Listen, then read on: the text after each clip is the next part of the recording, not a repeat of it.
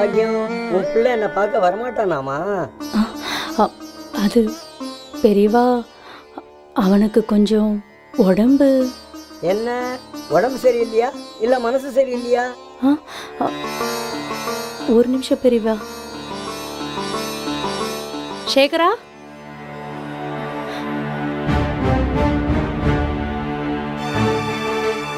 சேகரா, என்ன? தாத்தாவையும் பாட்டியும் அனுகிரகம் பண்றதுக்காக பெரியவா நம்ம பாத்துக்கு வந்திருக்கா. நீ எங்க இருக்கேன்னு கேட்டா. வா, வந்து அனுகிரகம் வாங்கிக்கோ, உனக்கு எல்லாமே நல்லதே நடக்கும். இப்போ எனக்கு என்ன கெட்டது நடந்துருக்கு? எனக்கு யாரையும் எதையும் பார்க்கணுன்னு அவசியம் இல்லை. என்னை என் போக்கில் விடு. சேகரா, மணி, அவனை தொந்தரவு பண்ண வேண்டாம்னு பெரியவாளே சொல்லிட்டான்.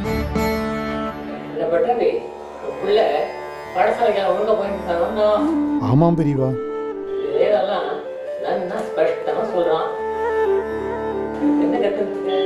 आद्राय करिणीं यष्टिं मिङ्गलां पद्ममालिनीं चन्द्रां हिरण्मयीं लक्ष्मीं जातवेदो महावः तां महावः जातवेदो लक्ष्मीमनपगामिनीं यस्यां हिरण्यं प्रभूतङ्गावो दास्योश्वाने विन्देयं पुरुषानहं महादेव्यै च विद्महे विष्णुपत्न्यै च धीमहि तन्नो लक्ष्मीः प्रचोदयात्.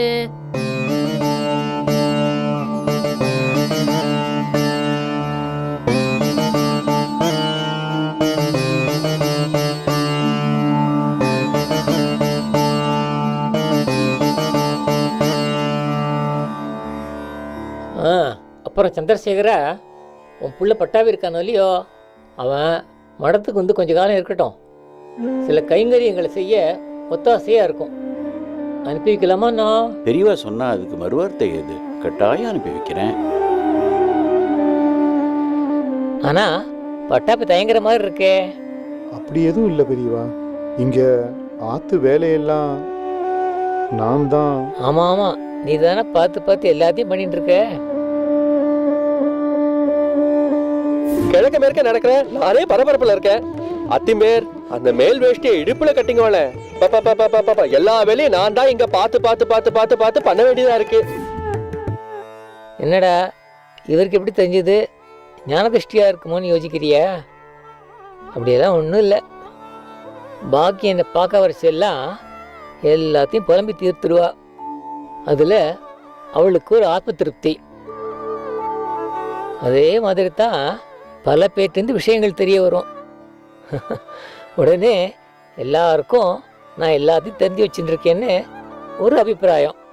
ஆக நாம் என்னத்தை காதில் வாங்கிட்டாலும் சரி, அதை மனசில் ஆழமாக பதிய வச்சுக்கணும். தக்க சமயத்தில் ஞாபகப்படுத்திக்கணும்.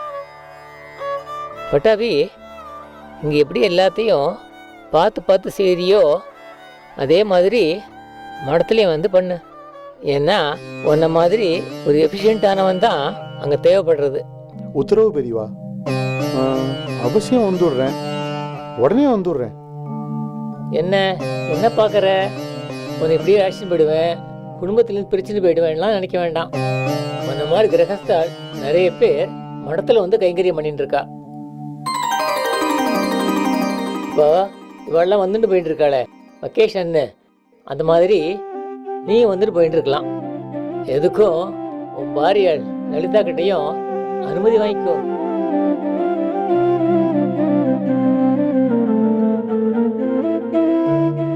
எதுக்கு இது சொல்றேன்னா, நிறைய அகங்கள்ல இப்ப அப்படிதான் நடந்துட்டு இருக்கு.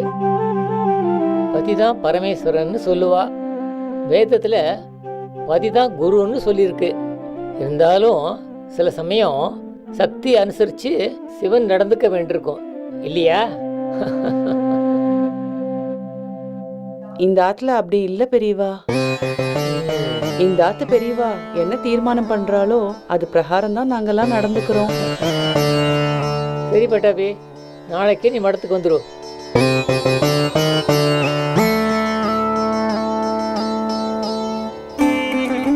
எல்லாரும் நான் சுபிக்ஷமா இருங்கோ. பாக்கியம்,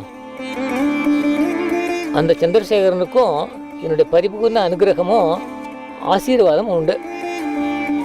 எல்லா குறையும் தீர்ந்து நன்னா இருப்பான்.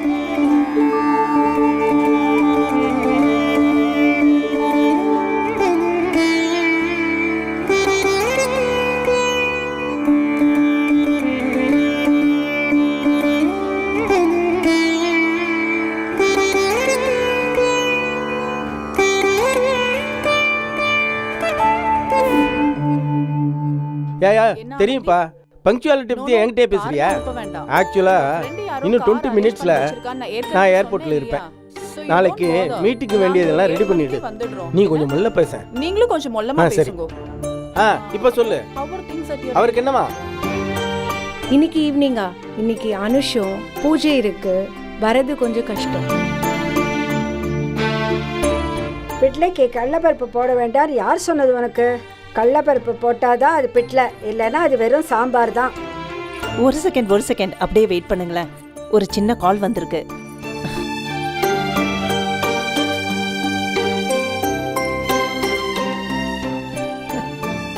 எத்தனை தடவை நான் உங்ககிட்ட சொல்கிறது? I know what I am doing. ஆமா, டாக்டர் ராதாகிருஷ்ணன் தான் பேசுறேன். இருங்க ஒரு செகண்ட். அப்பா பாரு எல்லாரும் லேப்டாப்லயும் மொபைல்லையும் முழுகி இருக்கா பாரு. அப்பா உங்களுக்கு ஃபோன், உங்க மொபைல். யாரு சென்னையிலேருந்து பாபுராஜபுரம் பாலகிருஷ்ண சாஸ்திரி உங்ககிட்ட இல்ல. செத்த இருங்கோ. இப்ப சொல்லுங்க, எப்படி இருக்க? அதெல்லாம் ஒண்ணும் இல்ல, இப்படிதான் அங்க இங்க போயிட்டு வந்துட்டு இருக்கேன். நீங்க என்னதான் ஆர்கியூ பண்ணாலும் இன்னைக்கு வெர்டிக்ட் வராது சார், புரியுதா? So I will call you back. இப்போ சொல்லு. இல்ல, நீங்க கோர்ட்டுக்கு போறச்சே கொஞ்சம் சிரமத்தை பார்க்காம அண்ணாவை கொஞ்சம் மணிமண்டபத்துல இறக்கி விட்டுறீங்களா? ஏன் அப்படி பாக்குறீள்? இல்ல, நீ தெரிஞ்சுதான் பேசுறியா இல்ல தெரியாம தான் பேசுறியா? கோர்ட் எங்க இருக்கு, மணிமண்டபம் எங்க இருக்கு? Completely opposite direction. மோரோவர் எனக்கு இன்னைக்கு ஒரு இம்பார்ட்டன்ட் கேஸ் இருக்கு. நானே அப்பியர் ஆக வேண்டிய கட்டாயம். என் கான்சென்ட்ரேஷன் முழுக்க இந்த கேஸ்ல தான் இருக்கு. அண்டர்ஸ்டாண்ட்?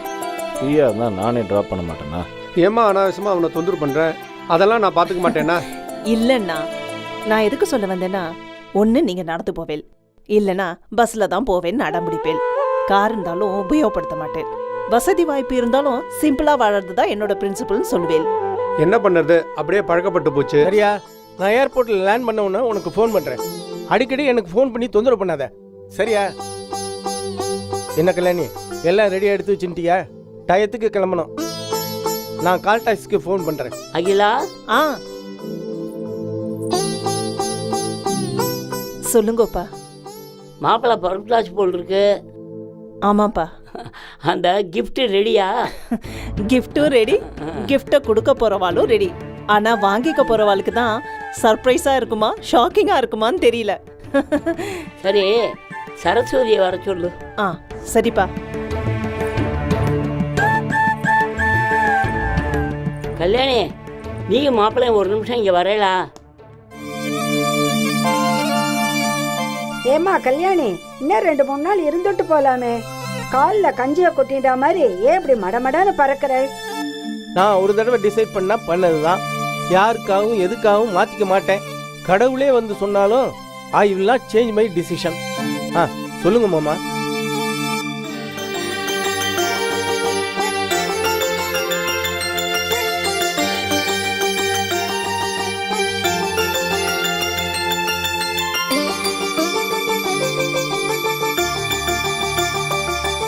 அப்பா இந்தாங்கோ.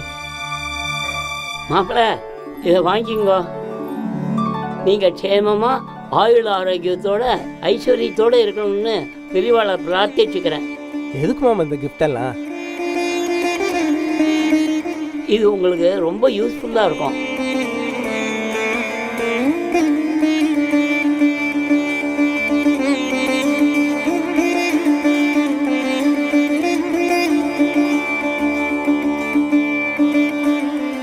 என்னது இது? ரொம்ப தேங்க்ஸ் மாமா, எங்களை ஆசீர்வாதம் பண்ணுங்க. எதுக்கு குனிஞ்சு நிமிந்து? என்னோட ஆசீர்வாதம் எப்பவும் உங்களுக்கு உண்டு.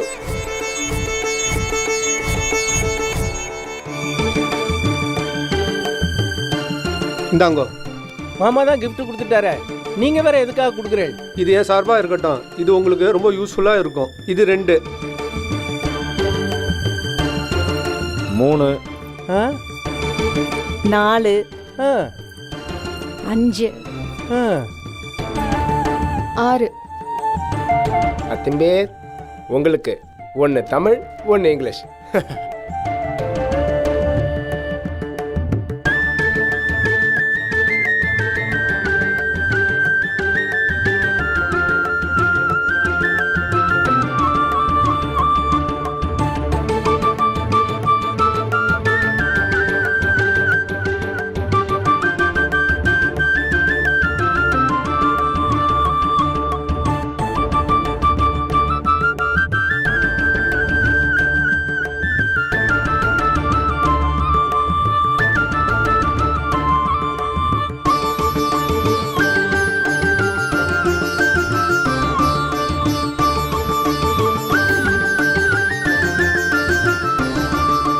கல்யாணி, இங்கே என்ன நடக்கிறதுனே எனக்கு புரியல. ஏதாவது காமெடி பண்ணுறீங்களா? ஐபிஎம் சார், காமெடி பண்ணல. நீங்க காமா இருக்கும்படி பண்ண போறோம். பிரசன்ட் பிரிச்சு பார்த்தா தெரியும். But I am still confused. இதோ நான் கிளம்பிட்டே இருக்கேன். Nobody can stop me. நான் கிளம்பினதுக்கு அப்புறம் நீங்கள் என்ன பண்ண முடியும்? எனிவே, ஒரு கியூரியாசிட்டியில் கேட்குறேன், இதெல்லாம் என்னது? எதுக்கு இவ்வளவு எனக்கு பிரசன்ட் பண்ணியிருக்கேள்? ஐபிஎம் சார், இதெல்லாம் தெய்வத்தின் குரல். பாகம் 1லேருந்து 7. எப்போ உங்களுக்கு டைம் கிடைக்கிறதோ அப்ப நிதானமா படிச்சு பாருங்க. படிக்க படிக்க உங்களுக்குள்ள நிச்சயமா ஒரு மாற்றம் ஏற்படும். இதுக்கே நான் எக்ஸஸ் பேக்கேஜ் பே பண்ண வேண்டியிருக்கோம்.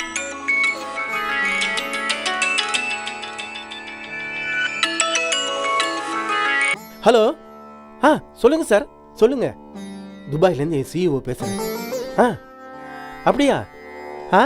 Is it? That's a wonderful news. What a surprise. ஆச்சரியத்தில் எனக்கு பேச்சே வரமாட்டேங்குது sir. Okay sir, okay sir, நான் என் ட்ரிப்பை போஸ்ட்போன் பண்ணிக்கிறேன். டே ஆஃப்டர் டுமாரோ தானே? சரி சார், சரி, கரெக்டாக டயத்துக்கு போயிடுவேன். Don't worry sir, you know very well about my punctuality. Okay sir, thank you sir, thank you.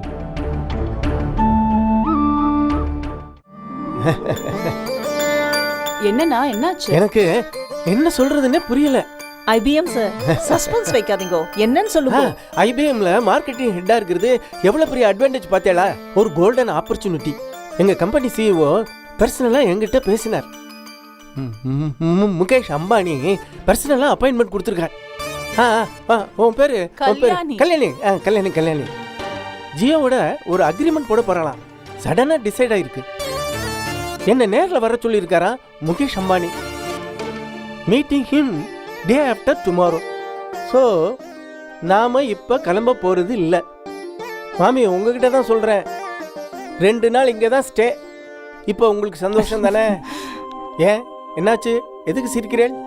இல்ல, இப்பதான் சித்த முன்னாடி சொன்னேன், கடவுளே வந்தாலும் I will not change my டெசிஷன்னு. கடவுளோட சித்தத்தை பார்த்தேல.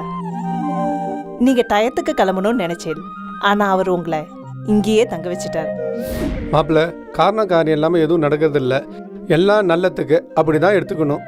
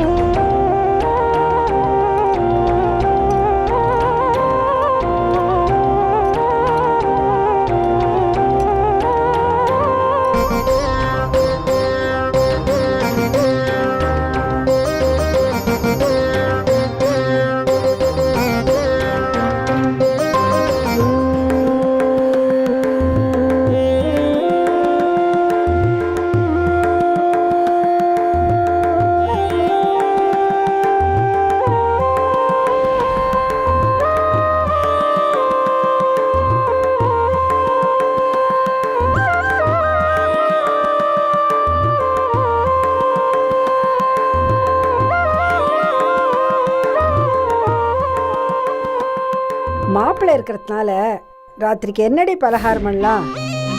இதுக்கு ஏமா கவலைப்படுறேன்? வழக்கமா ஆத்துல என்ன பண்ணுவோமோ அதே பண்ணிடலாம். வேணா பிடிக்கொழுக்கட்டை பண்ணலாமா? நானும் அதான் சொல்லான்னு இருந்தேன். உன் மாப்பிள்ளைக்கு பிடி கொழுக்கட்டைன்னா உசுறு, அதே பண்ணிடலாம். இப்போ ஒரு ரூபாய் காஃபி கேட்டிருக்காரு. இதுக்கு கத்திரிக்காய் கொஸ்து காம்பினேஷன் சூப்பரா இருக்கும். சரியா சொன்னேன். அந்த காலத்துல எங்க அம்மா குமிட்டி அடுப்புல கத்திரிக்காய பாதி கருகியும் கருகாமலும் சுட்டு நன்னா மசிச்சு கொஞ்சமா புளி விட்டு கடுகு உளுத்தம்பருப்பு தாளிச்சு கொட்டி நாள் முழுக்க சாப்பிட்டுட்டே இருக்கலாம். அதே கைப்பக்குவம் தான் உன்கிட்டயும் பாக்குறேன். பிடிக்கொழுக்கட்டைனா தேங்காய் திருவணுமே. அக்ஷரா, அம்மா எனக்கு ஆன்லைன் கிளாஸ் இருக்கு.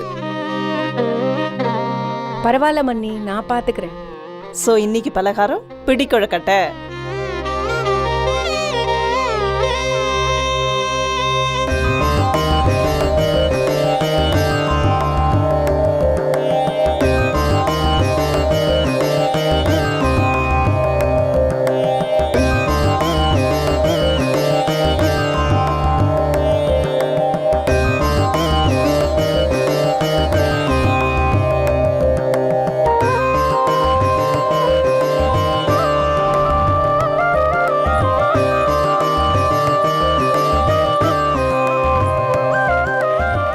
என்ன ஐபிஎம் சார், அவ சந்தியாவந்தனம் பண்ணினத அப்படி என்ன வினோதமா பார்த்துட்டு? ஆமா, நீங்க சந்தி பண்றது இல்லையா? எனக்கு வேலை தான் நித்திய கர்மா. இந்த ஜபான் கீபல்லாம் அதுக்கப்புறம் தான். ஜபத்தை இவ்வளோ பெருமையாக சொல்லிக்கிறேளே, இவளுக்கெல்லாம் ஜபன்னா என்னன்னு தெரியுமா? உனக்கு தெரியுமாடா? எங்கே எனக்கு இதை பற்றியெல்லாம் தெரிய போகிறதுன்னு நினச்சின்னு தானே இந்த கேள்வி கேட்குறேள். அப்பாவும் தாத்தாவும் இந்த விஷயத்தை பற்றி என்கிட்ட நிறையா சொல்லியிருக்கா. என்ன அப்படி பார்க்குறேள்? நாங்கள் எல்லாருமே அப்படி வளர்க்கப்பட்டவா. வேதத்தில் சொல்லியிருக்கிற மேலான மந்திரங்களை விதிப்படி அபியாசம் பண்ணுறதுக்கு ஜபம்னு பேரு. அது மட்டும் இல்ல, இந்த ஜபத்துல வாச்சகம் மானசம் அப்படின்னு 2 வகை உண்டு. அதுலயும் அந்த வாச்சகத்துல உச்சம் உபாம்சு அப்படின்னு பைஃபர்கேஷனும் இருக்கு. என்ன அப்படி பாக்குறேன்? இந்த ஆத்துல எல்லாரும் ஓரளவுக்கு விஷய ஞானம் தெரிஞ்சவா. இந்த வாச்சகத்துல வர உச்சம் உபாம்சு அப்படின்னா என்னன்னு தெரியுமா உங்களுக்கு? கேள்வி கேக்குறவா முதல்ல அந்த கேள்விக்கு என்ன பதில்னு தான் முதல்ல தெரிஞ்சு வச்சுக்கிட்டு அப்புறம் தான் மற்றவாள்கிட்ட கேட்கணும். புரிஞ்சுதா ஐபிஎம் சார்?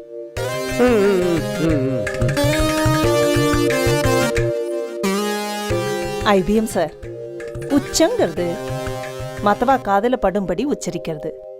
உபாம்சு தான் காதுக்கு மட்டும் கேட்குற மாதிரி உச்சரிக்கிறது. மானசத்துலயும் மனனம் தியானம் அப்படின்னு 2 வகை உண்டு. அதுல மந்திரத்தை மனசால நினைக்கிறதுக்கு மனனம்னு சொல்லுவா.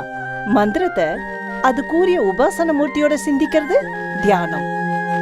உச்சம்னு சொன்னேன் பாருங்கோ, அது உபாம்சத்தை விட 1000 மடங்கு வசதி.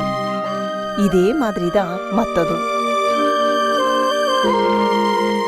உபாம்சுவை விட மனனம் கோடி மடங்கு வசதி. மனனத்தை விட தியானம் பல கோடி மடங்கு வசதி. சரி, இப்ப சந்தியாவந்தனத்துக்கு வருவோம். தினந்தோறும் செய்யப்படும் சந்தியாவந்தனம் தேவ பிது தர்ப்பணம் முதலியன நித்திய கர்மா. இந்த ஏகாதேசி அமாவாசை கிரகணம் முதலிய நாட்களில் செய்யப்படும் உபவாச தர்ப்பணம் ஸ்ராத்த கர்மா. தேவலையே, பரவாயில்ல, நிறைய விஷயங்கள் தெரிஞ்சு வச்சுட்டு இருக்கு. Very good very good very good. Kalyani, பலகாரத்துக்கு பிடிகொழக்கட்டை பண்ணி வச்சிருக்கான்னு சொன்னியே, ரெடி ஆயிடுதா? இருங்க மாப்பிள்ள, அவசரப்படாதீங்க. இந்த இடத்துல இன்னொரு பழக்கமும் இருக்கு. அது முடிஞ்சதுக்கு அப்புறம் தான் பலகாரம் புளிக்குழக்கட்டெல்லாம்.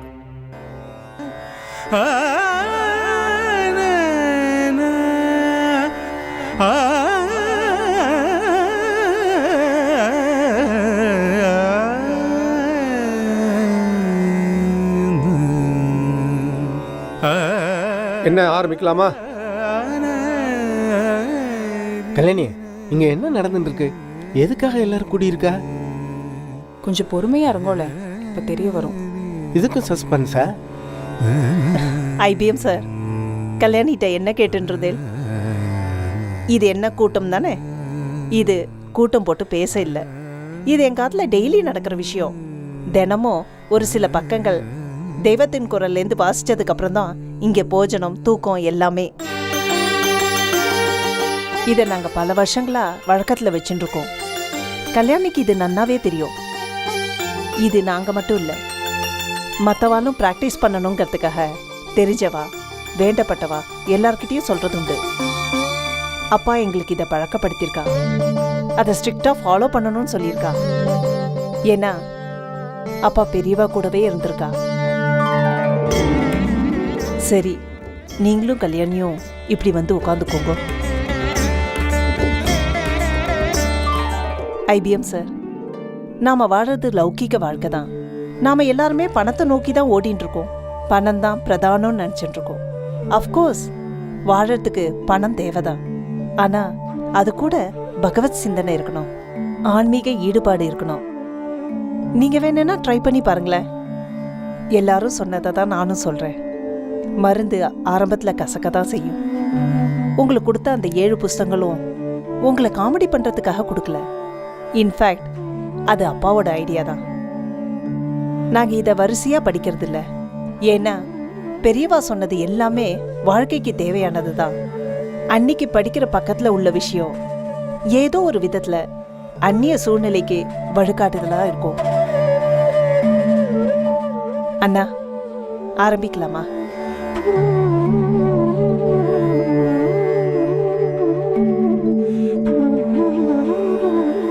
ஜெய ஜெயசங்கர ஹர ஹர சங்கர.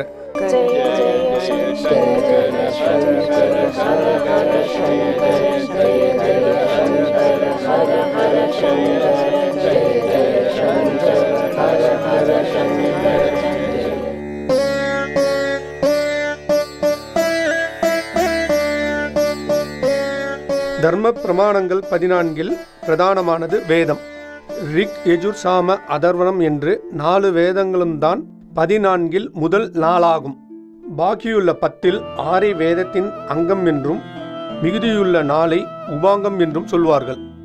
ஒரு மனிதன் என்றால் பல அங்கங்கள் இருக்கின்றன அல்லவா? வேதத்தை வேத புருஷன், வேதமாதா என்றும் சொல்வதுண்டு. என்று உருவகப்படுத்தினால் அந்த புருஷனுக்கு 6 அங்கங்கள். இப்படி அங்கம் மாதிரி நேராக வேதத்தில் இருப்பவை என்று இல்லாவிடினும் வேத புருஷனுக்கு துணை அங்கமாக இருக்கிற 4 உப அங்கங்கள் நேரங்கம் 6 ஷடாங்கம் என்பார்கள். இவை சீக்ஷை, வியாகரணம், சந்தஸ், நிருத்தம், ஜோதிஷம், கல்பம் என்பவை. உபாங்கம் 4 மீமாம்சை, நியாயம், புராணம், தர்மசாஸ்திரம் என்பவை.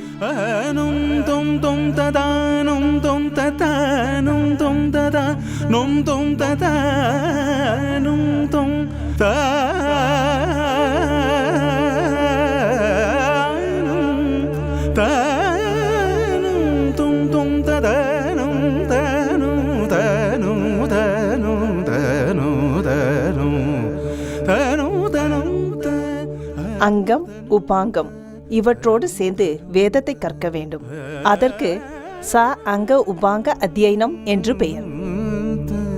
இதுவே சாங்கோபாங்கம் என்பது.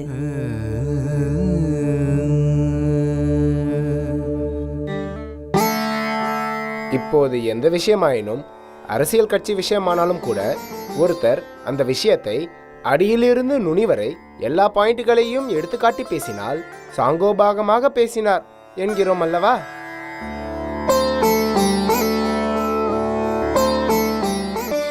இந்த சாங்கோபாங்கம் என்ற சொல் பழைய சதுர்தச வித்தையை குறிப்பதுதான்.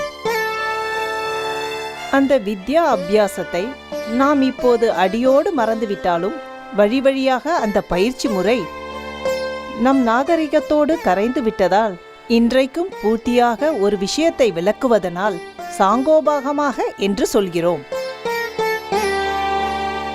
இந்த சாங்கோபாங்கம் என்ற சொல் பழைய சதுர்தச வித்தையை குறிப்பதுதான். அந்த வித்யா அபியாசத்தை நாம் இப்போது அடியோடு மறந்துவிட்டாலும் வழி வழியாக அந்த பயிற்சி முறை நம் நாகரிகத்தோடு கலந்து விட்டதால் இன்றைக்கும் பூர்த்தியாகாத ஒரு விஷயத்தை விளக்குவதனால் சாங்கோபாகமாக என்று சொல்கிறோம். இதிலிருந்து வேதம், அதன் 6 அங்கங்கள், 4 உபாங்கங்கள் ஆகியவற்றின் அபியாசமானது சாதாரண ஜனங்களுக்கும் தெரிகிற அளவுக்கு எவ்வளவு சிறப்பாக நம் தமிழ்நாட்டில் இருந்திருக்கிறது என்று புரிந்து கொள்ளலாம். அப்படியெல்லாம் இருந்தும் இன்று அவற்றின் பேர் கூட தெரியாத நிலைக்கு வந்துவிட்டதுதான் இன்னும் ஜாஸ்தி துக்கத்தை தருகிறது. கல்யாணி, எல்லாம் இன்ட்ரெஸ்டிங்காக தான் இருக்கு. நான் உங்க எல்லார்கிட்டையும் ஒன்று சொல்லிக்க ஆசைப்படுறேன். நானும் கோபத்தை கண்ட்ரோல் பண்ணணும்னு ட்ரை பண்றேன், முடிய மாட்டேங்கிறது. சத்தம் போட்டதுக்கு அப்புறம் தான் தோணும் அனாவசியமா சத்தம் போட்டோமேன்னு. ஸ்பர் ஆஃப் த மூமெண்ட்னு சொல்லுவா இல்லையா, அந்த க்ஷணத்துல என்னால கோபத்தை கண்ட்ரோல் பண்ண முடியாம போயிடுறது. அந்த காரணத்துக்காக தான் இந்த புஸ்தகங்கள் உங்களுக்கு கொடுக்கப்பட்டிருக்கு. இதை அவசரமாவோ மேலோட்டமாவோ படிக்காம ஒரு நாளைக்கு அட்லீஸ்ட் 2 பக்கத்தையாவது ஸ்ரத்தையா படிங்க. எதுக்கு சொல்றேன்னா, ஆரம்பத்தில் ஒரு 2-3 பக்கங்கள் படிக்க ஆரம்பிச்சேன்னா ஒரே வாரத்தில் ஒரு நாளைக்கு 10 பக்கங்கள் படிக்க ஆரம்பிச்சிருவேன். அதுக்கப்புறம் ஒரு நாள் படிக்க விட்டு போனாலும் தூக்கமே வராது. இந்த தெய்வத்தின் குரல் எதுக்கு படிக்கணும்னா, நம்மளை இன்னும் எலிவேட் பண்ணிக்கிறதுக்காக. இன்னைக்கு நாங்க படிச்சது ஒரு 2 பக்கம்தான். ஆனா எல்லாமே சனாதன தர்மத்தை, வேதத்தை பேஸ் பண்ணிருக்கத கவனிச்சேலா. பை த வே, வேதம் எப்போ உருவாச்சுன்னு உங்களுக்கு தெரியுமா ஐபிஎம் சார்?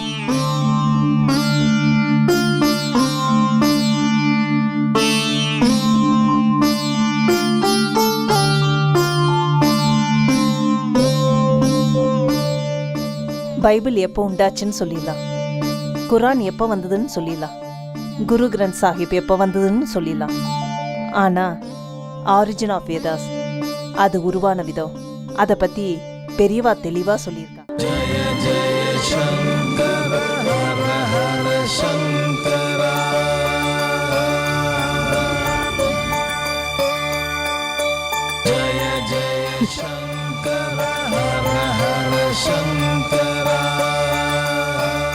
என்ன அத்திம்பேர், என்னத்துக்கு எல்லாத்தையும் பிரிச்சு பார்த்துட்டு இருக்கேள்?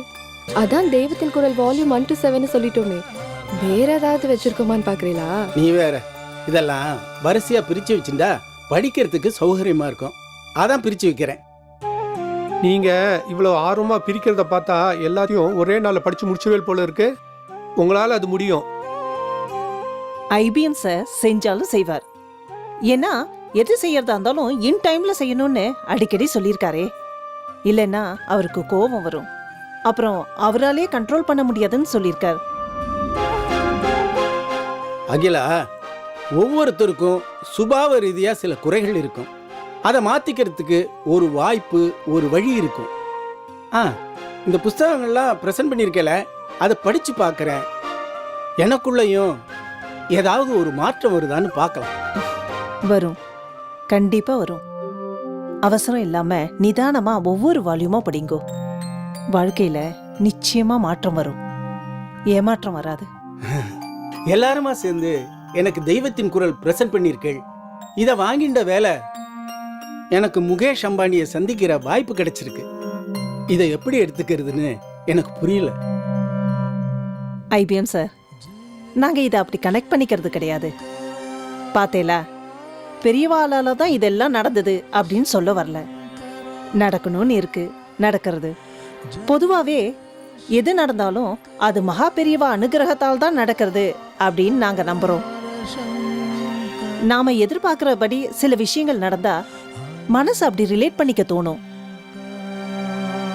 அப்படி நினைக்கிறது தப்பு இல்லைனாலும் சின்ன சின்ன காரியங்கள்ல நமக்கு கிடைக்கிற வெற்றி நம்ம முயற்சி கிடைக்கிற பலன் நினைச்சு சந்தோஷப்பட்டுக்கணும். அஃப்கோர்ஸ், நான் இன்னும் அந்த எக்ஸைட்மெண்ட்லேருந்து வெளியில் வரல. எனிவே, நான் காஞ்சிபுரத்துலேருந்து புறப்பட்டு சென்னைக்கு போய் ஃப்ளைட்டை பிடிச்சி நாளைக்கு கார்த்தால முகேஷ் அம்பானியை மீட் பண்ணி ஆகணும். பார்க்க போகிறது ஒரு பெரிய பிஸ்னஸ் மேக்னேட். நான் வேணும்னா ஏதாவது புதுசாக கோட் சூட் வாங்கிக்கிட்டோமா? மாப்பிள்ள, எல்லாமே ஷூட்டோட ஷூட்டாக நடக்கணும்னு நினைக்கிறது கரெக்டு தான். ஆனால் எதுக்கு புது சூட் எல்லாம்? பேசுகிற விஷயம்தான் முக்கியம். அப்பா சொன்ன மாதிரி ட்ரெஸ்ஸில் கான்சென்ட்ரேட் பண்ணுறதை விட என்ன பேச போகிறோம், எப்படி பேச போகிறோம்னு தீர்மானம் பண்ணிக்கோங்க. எல்லாம் வெற்றிகரமாக நடக்கும். அத்திம்பேர், உங்க சந்தோஷத்தை பார்த்த உடனே நீங்க நிச்சயம் சக்சீட் ஆவேங்கிற நம்பிக்கை எனக்கு இருக்கு. Anyway, wish you all the best in your new venture. ரொம்ப தேங்க்ஸ்மா. அது வெஞ்சரா அட்வென்ச்சரான்னு எனக்கு ஒன்றும் புரியல. நான் ஒன்று சொல்லட்டுமா? நீங்கள் இங்கே வரும்போதெல்லாம் எனக்கு உள்ளூர ஒரு பயம் இருக்கும். மாப்பிள்ளைக்கு கோபம் வராமல் டயத்துக்கு எல்லாம் நடக்கணுமேன்ட்டு மகா பெரிவாளை அடிக்கடி வேண்டிப்பேன். ஆனால் இனிமேல் பயப்பட வேண்டிய அவசியமே இல்லை. ஏன் அப்படி சொல்கிறேன்? நீங்கள் தான் தெய்வத்தின் குரல் படிக்க போகிறேன்னு சொன்னேலே, அதனால இனிமேல் உங்களுக்கு கோபமே வராது.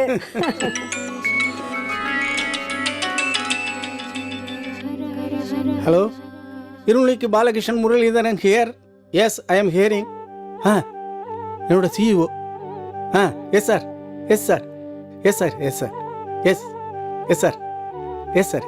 அகிலா, அம்மாடி அகிலா. இதோ வந்துட்டேன்ப்பா. சொல்லுங்கப்பா. அங்க அந்த பாலகிருஷ்ணன் சொன்னதும் எனக்கு ஞாபகம் வருது. நேற்றுக்கு பாபுராஜபுரம் பாலகிருஷ்ண சாஸ்திரிகள் ஃபோன் பண்ணார் இல்லையா? நேற்றுக்கு இருந்த அமளியில் நான் அவனோட சரியாக பேச முடியல. என்னோட பால்ய சிநேகி தான் அவன். அவனுக்கு கொஞ்சம் ஃபோன் போட்டு கூட. சரிப்பா.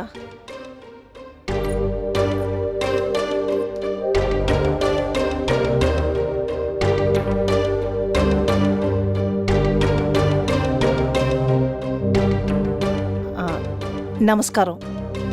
பாபுராஜபுரம் பாலகிருஷ்ண சாஸ்திரிகள் மாமாவா? நான் அகிலாண்டீஸ்வரிங்கிற அகிலா. ஓ அப்படியா? அப்பா என்னை பத்தி சொல்லியிருக்காளா? எல்லாம் தெய்வாதீனமா எனக்கு அமைஞ்சு போச்சு. ஆத்து பொறுப்பெல்லாம் நான் சந்தோஷமா பார்த்துட்டு இருக்கேன். அப்பா என்னை பத்தி பெருமையா எல்லாத்தையும் சொல்லாம இருக்கவே மாட்டா. நேத்திக்கு உங்ககிட்ட அப்பா சரியா பேச முடியலன்னு வருத்தப்பட்டுண்டா. உங்க கூட பேசணும்னு பிரியப்படுறா. ஒரு நிமிஷம் லைன்ல இருங்கோ, அப்பா கிட்ட கொடுக்குறேன். என்னப்பா சந்திரசேகரா, எப்படி இருக்க? இது ஒரு நிமிஷம், ஒரே ஒரு நிமிஷம். கனகதாரா, இந்த ஸ்பீக்கரை கொஞ்சம் ஆன் பண்ணேன். அவன் என்ன பேசுறான்னு காதுலயே விழமாட்டேங்கிறது. இந்த ஆன் பண்ணி கொடு. என்ன கொள்ளு தாத்தா, சிம்பிள் விஷயம். தோ இந்த பட்டன் அழுத்தினா ஆன் ஆக போகுது. இந்தாங்கோ. ஹலோ, என்னடா இப்ப சரியா கேக்குறதா? நல்லா ஸ்பஷ்டமா கணீர்னு இருக்கு. நம்ம எல்லாம் வேத அத்தியாயனம் பண்ணவா? ஆமாமா, எல்லாருக்கும் நல்லது பண்ணவா. நீ எப்படி இருக்க சந்திரசேகரா? ரொம்ப நாள் ஆச்சுடா உன் குரலை கேட்டு. சரி, இப்ப நாங்க ஜாக மாறிட்டோம். அவசியம் நீ இந்த ஆத்துக்கு வரணும். காஞ்சிபுரமே கதின்னு கிடைக்காத. கொஞ்சம் இந்த சிங்காரச்சனையே வந்து பாரு. என்ன வரியா? அவசியம் வரேன். நீ கூப்பிட்டு நான் வராம இருக்க முடியுமா? பழைய கதை, பெரியவாளோட இருந்த கதை, எவ்வளவு பேச வேண்டியது இருக்கு. வந்து நாள் முழுக்க இருந்து பேசிட்டு போறேன். அது மட்டும் இல்ல, ஆத்துல இருக்கிறவா எல்லாரையும் மீட் பண்றேன். சரி, என் கொள்ளு பேச்சு என்னையே முறைச்சு பார்த்துட்டு இருக்கா. நான் அப்புறமா உங்ககிட்ட பேசுறேன். சரி. அப்புறம் நான் வாட்ஸ்அப்பில் எங்காவது அட்ரஸை நான் உனக்கு அனுப்புகிறேன். நீ கண்டிப்பாக வரணும். என்ன? ஆமாம். என்னம்மா என்னையே பார்க்குற? என்னாச்சு?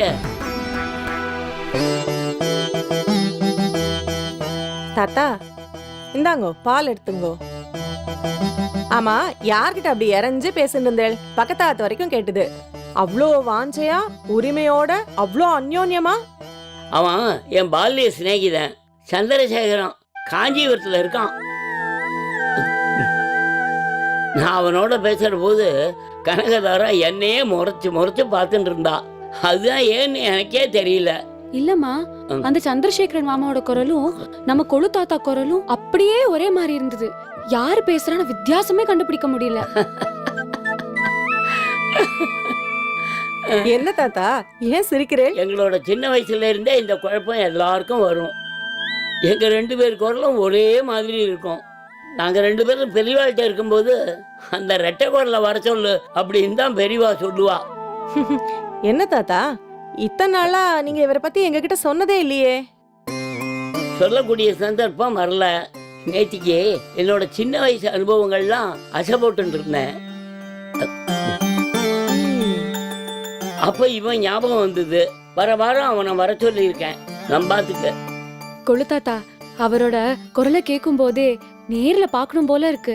ஆத்துக்கு வர சொல்லிருக்கேனோ? ஆமா, அவரும் உங்களை மாதிரியே மகாபெரிவா கூடவே இருந்திருக்காரா? ஆமா, ஆனா ஒரு சந்தர்ப்பத்துல அவன் மகாபெரிவாளை பார்க்கவே மாட்டேன்னு ரொம்ப பிடிவாதமா இருந்தான். என்ன தாத்தா சொல்றேன்? பெரியவா அருகாமையில இருக்கிறது எப்பேற்பட்ட குடுப்பின? அவளை பார்க்கவே மாட்டேன்னு சொன்னா அது எவ்வளவு பெரிய அபச்சாரம். எல்லாத்துக்குமே ஒரு காரண காரியம் இருக்கும். அவன் வாழ்ந்த வாழ்க்கை, அவனுக்கு ஏற்பட்ட அனுபவங்கள் அந்த மாதிரி. அதெல்லாம் காலப்போக்கில் தான் எனக்கு தெரிய வந்தது. காலப்போக்கில தான் தெரிய வந்தது அப்படின்னா முதல்ல நீங்க அவரை எப்போ பார்த்தேள் கொழு தாத்தா? அவனை முதல்ல பார்த்தது